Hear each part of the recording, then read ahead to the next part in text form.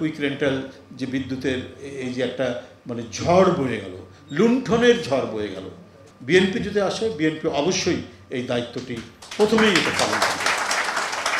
এই যে ইন্ডিমনিটি বিদ্যুতের, এটা তো করেছে একবারে রাজনৈতিক উদ্দেশ্য প্রণোদিতভাবে, যে টাকা এখানে ইনভেস্টমেন্ট যেটা আসবে এটার অধিকাংশ আমাদেরকে শিফটিং অফ, আমরা এটা কিভাবে পাচার করে দিব বাইরে, তার জন্যে।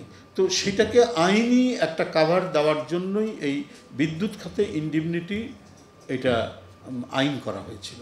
এটা আর অন্য কিছুই নয়, যেটার প্রমাণ আমরা দেখেছি রেন্টাল, কুইক রেন্টাল যে বিদ্যুতের এই যে একটা মানে ঝড় বয়ে গেল, লুণ্ঠনের ঝড় বয়ে গেল ওই সময়টাতে।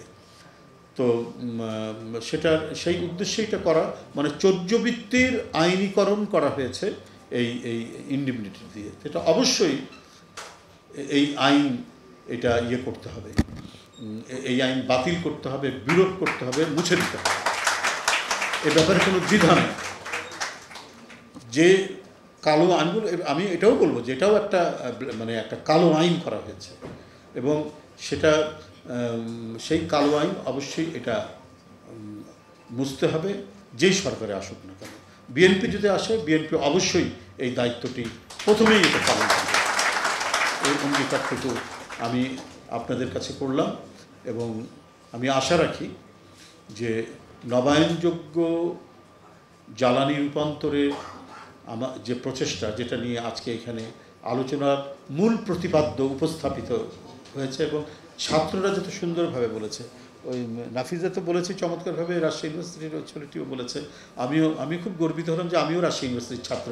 তো সেই কারণে যে ও এত ভালো মতো এখানে এটা উপস্থাপন করতে পারছে। আর ডাকসুর জিএস, আমি যদিও ডাকসুর ভিপি ছিলাম, তো তারপরেও বলবো যে ও জিএস হয়ে তার ভাবনাটা এত ইনক্লুসিভ চিন্তা করেছে, যে ডাকসু একটা নিউট্রাল বডি, তাকে এটাকে কোনো দলীয়করণ করা যাবে না, এটার একটা সবার এখানে যে অংশীদারিত্ব থাকবে, সেই ভাবনাটা যে এই বয়সে ওর মধ্যে প্রথিত আছে, এইটা আমাকে ভীষণভাবে অনুপ্রাণিত করেছে।